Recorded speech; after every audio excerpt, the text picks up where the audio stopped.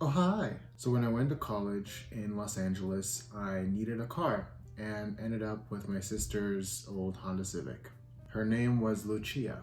She was about 12 years old, had about 50,000 miles, and had only had one previous owner prior to my sister.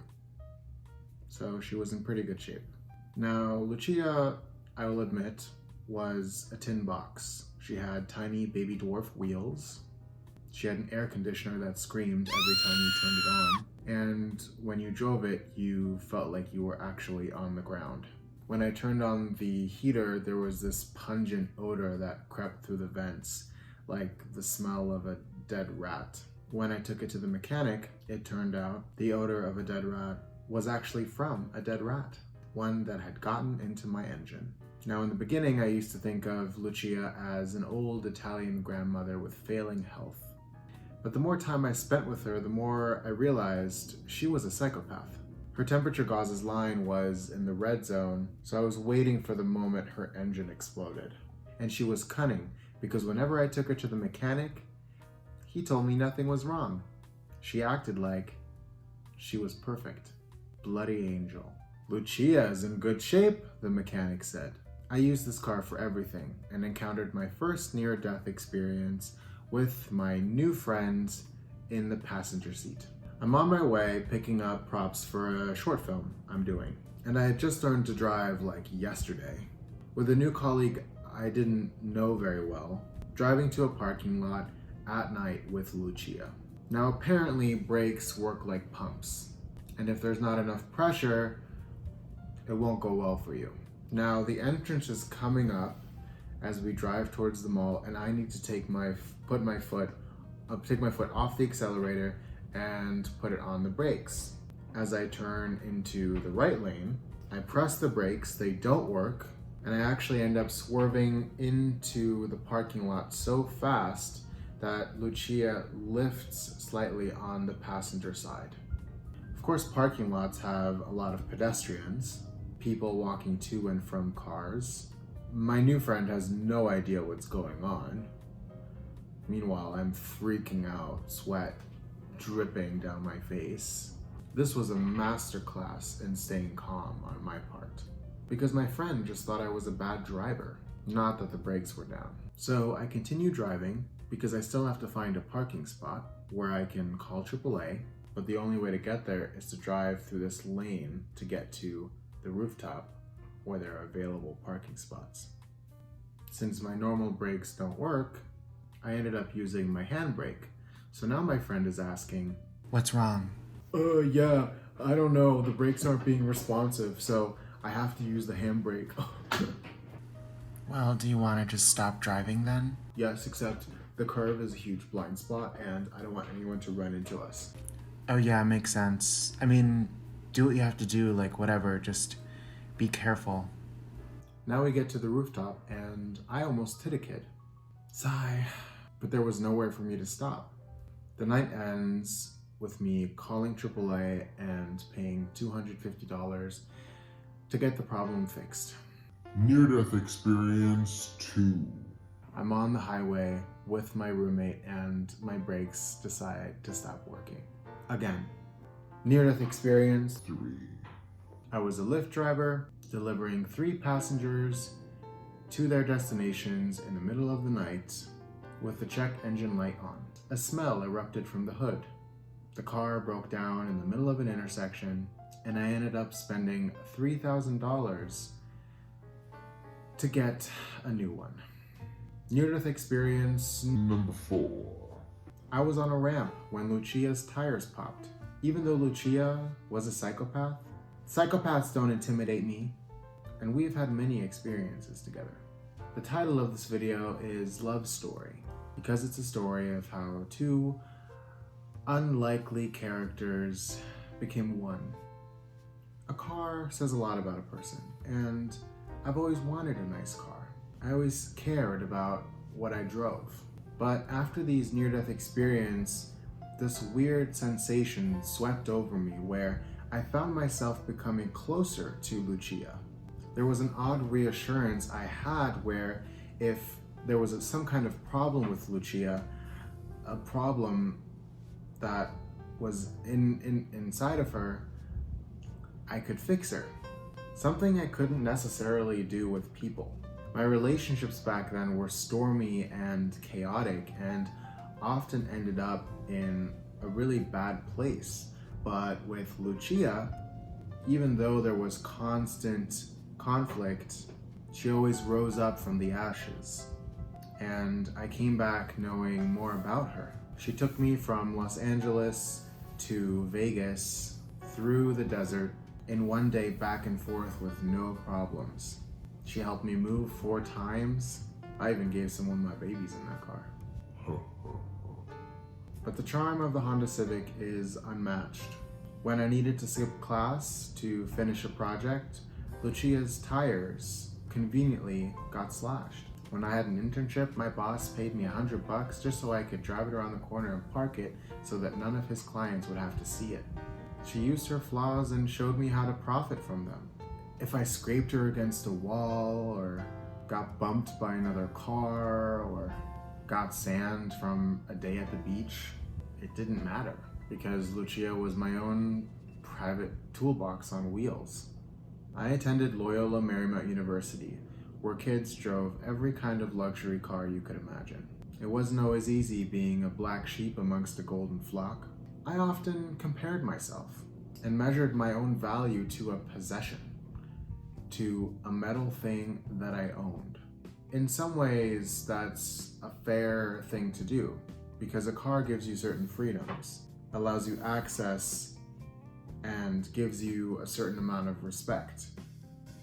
But it was in watching my colleagues with their cars and owning Lucia that I actually had all the tools I needed for success and to have the full college experience. When you're young, well, always, you want laughter in life. You want fun experience. You want stories you can tell at dinner 30 years down the line.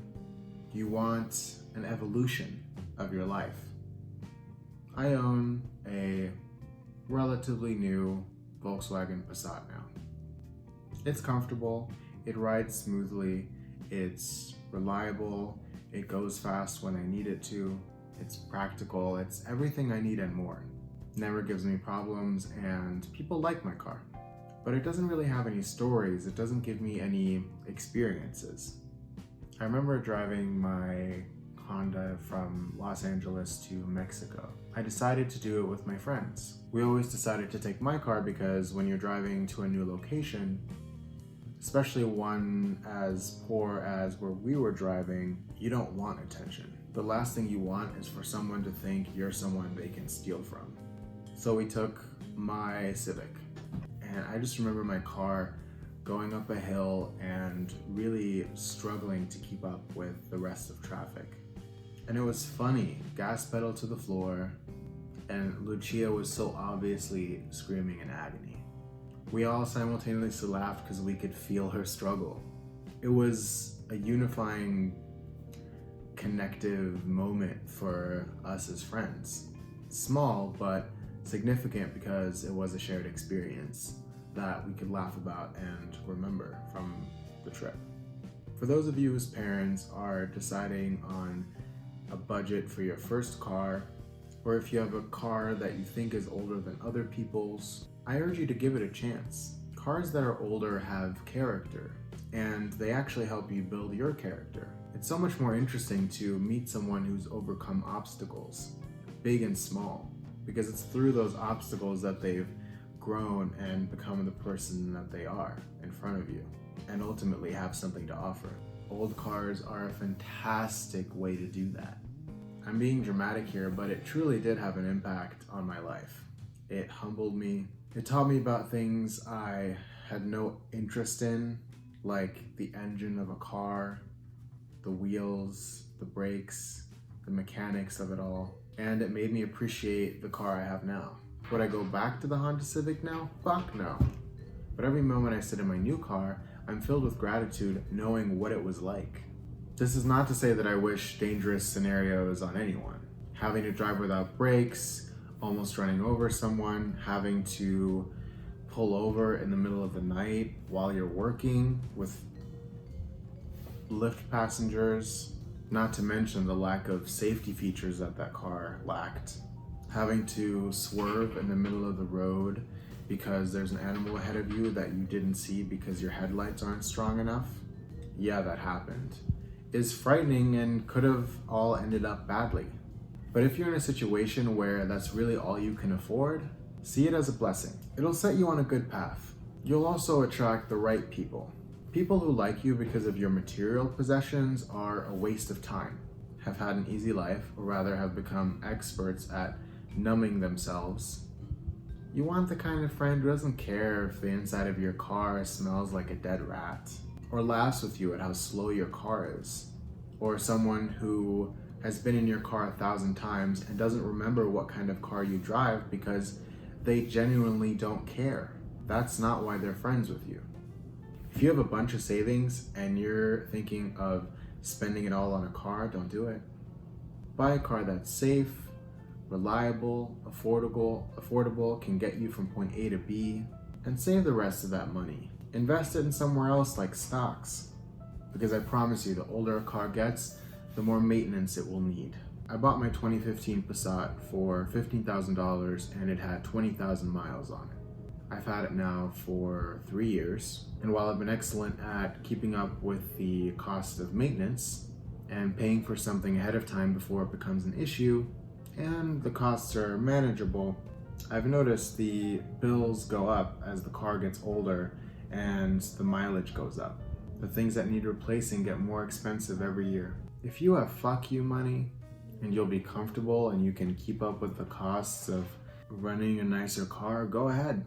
But if you're starting out like I was, get something that's safe but cheap, which nowadays isn't impossible to find. I eventually sold Lucia for $1,400 to CarMax when it had 75,000 miles on it. It was in relatively good shape with a few minor cosmetic issues, scrapes and bruises and wear and tear that you get on a car that's in that mileage bracket.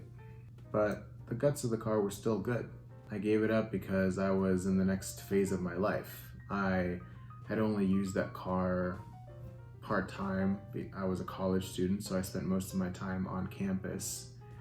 So after I graduated, I needed a car that would take me to and from work every day and was safe and reliable, and I was willing to pay a slightly higher price for that so that I could have that.